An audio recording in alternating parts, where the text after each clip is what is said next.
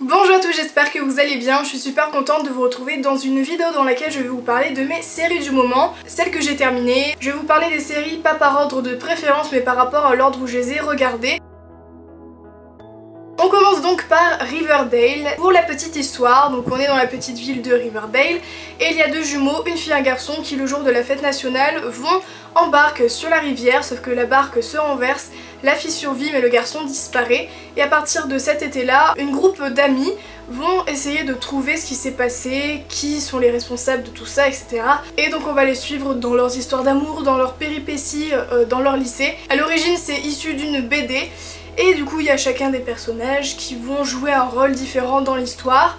Les parents aussi, il y en a qui vont arriver, il y en a qui vont partir. Donc chacun des épisodes dure 40 minutes, il y en a 13 en tout il me semble. La saison 2 est en préparation, elle va sortir au mois d'octobre et j'ai trop hâte parce que franchement j'aime trop cette série. Au niveau des points positifs, les acteurs sont top, l'ambiance est géniale, je trouve qu'il y a une très belle luminosité, une très bonne ambiance, un peu glauque parfois parce que forcément c'est pas ce qu'il y a de plus joyeux. Et l'intrigue aussi est intéressante puisqu'on a envie de savoir et à la fin de chaque épisode il y a toujours un indice qui va être mis et du coup on va se demander qui c'est, voilà, qu'est-ce qui s'est passé, bref. Au niveau des points négatifs, chaque épisode sortait une fois par semaine donc c'est ça qui est un peu frustrant parce que tu dois attendre une semaine pour savoir ce qui s'est passé.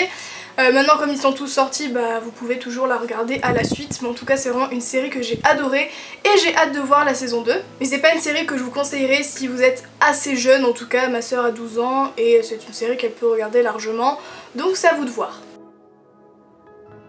La deuxième série que j'ai regardée est un petit peu plus drôle même si ça reste quand même quelque chose de gore. Il s'agit de Santa Clarita Diet ou Santa Clarita Diet, je sais pas comment on le dit. On va suivre deux agents immobiliers, donc un couple qui ont une fille adolescente et du jour au lendemain la femme qui s'appelle Sheila va vomir mais une quantité énorme de vomi et ils vont se rendre compte qu'en fait elle est morte mais vivante en même temps et en fait elle s'est transformée en zombie. Elle va commencer à manger des animaux, donc la viande crue, sauf que elle a la malchance, en quelque sorte, de goûter de l'humain. Et à partir de ce moment-là, elle aimera plus la viande des animaux. Et du coup, avec son mari, ils vont décider de tuer les méchants, les criminels, pour pouvoir les manger, pour qu'elle puisse vivre, même si elle est morte, mais voilà. Et en même temps, ils vont essayer de trouver un remède pour pouvoir la guérir, parce que elle peut pas vivre éternellement en tuant des gens, voilà, tout simplement. Donc c'est une série qui est vraiment super drôle, par contre si vous craignez le sang je vous la conseille pas parce que forcément elle mange des gens donc c'est pas non plus ce qu'il y a de plus réjouissant. Sinon il y a des petits passages qui sont drôles, il y a des petites blagues par-ci par-là, les acteurs sont géniaux.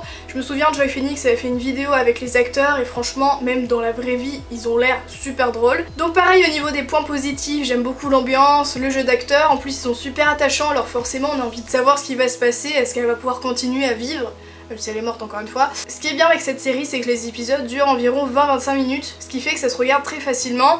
Je crois qu'en tout il y avait 10 épisodes et la saison 2 est en préparation, en tout cas je suppose, parce qu'à la fin il y a encore beaucoup de questions qui restent en réponse. Donc au niveau des points négatifs, encore une fois, si vous craignez le sang, je vous la conseille pas. Qu'elle mange des gens, c'est pas non plus ce qui pourrait être bien pour les plus jeunes, voilà.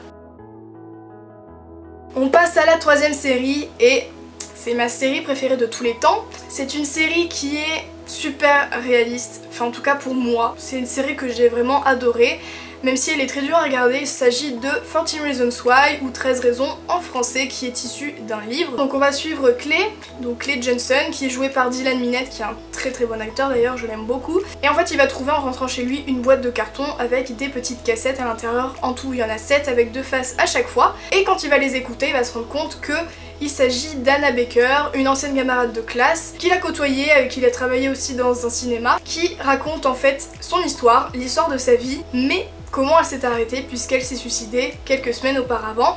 Et dans chacune des cassettes, elle va expliquer une histoire qui concerne une personne et cette personne-là a fait une chose qui, au fur et à mesure, une fois que tout est accumulé, l'a poussée à se suicider. Donc il y a eu pas mal de controverses au niveau de cette série là. Je sais que au Canada elle a été interdite dans certaines écoles parce qu'en fait cette série est réaliste mais il n'y a pas de censure. C'est pour ça aussi que c'est réaliste et c'est pour ça aussi que c'est très dur à regarder. Je me souviens j'ai regardé...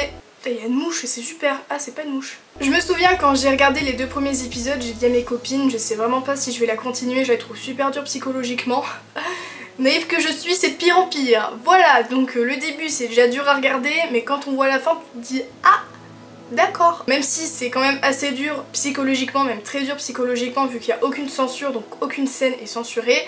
C'est une série que j'ai adorée. Je l'ai tellement adoré que j'ai regardé une première fois en français et une fois que j'ai terminé la première saison et la fenêtre fait que n'importe quoi, c'est génial, il y a du vent, merci beaucoup. Une fois après avoir regardé la saison 1, donc quand j'ai terminé la première saison, j'ai pas pu m'empêcher, j'ai regardé une deuxième fois à la suite les 13 épisodes qui durent 50 minutes, donc je peux vous dire que c'était extrêmement long, hein, voilà, 50 minutes, voire 1 heure pour certains épisodes vers la fin. J'ai regardé une troisième fois, mais cette fois-ci tout en anglais, maintenant je comprends à peu près, donc ça m'entraîne pour l'anglais, c'est plutôt bien. Mais en fait il y a tellement de trucs qui se passent qu'il faudrait regarder plusieurs fois la série pour vraiment comprendre et faire attention aux petits détails. Mais il y a beaucoup de théories par rapport à ça parce que il y a plein de questions qui restent sans réponse. Heureusement, il y a une saison 2, alléluia, mais elle sort en 2018, alors on a le temps de crever 50 fois qu'elle sera toujours pas sortie. Au niveau des points positifs, je trouve que l'ambiance est juste géniale. L'histoire est faite par rapport au flashback, donc il y a le présent qui est un petit peu bleuté où on voit Clay qui écoute les cassettes et comme Anna parle, il y a toujours des flashbacks, donc tout est imagé avec le passé et c'est un peu plus doux en fait, c'est plus orangé comme si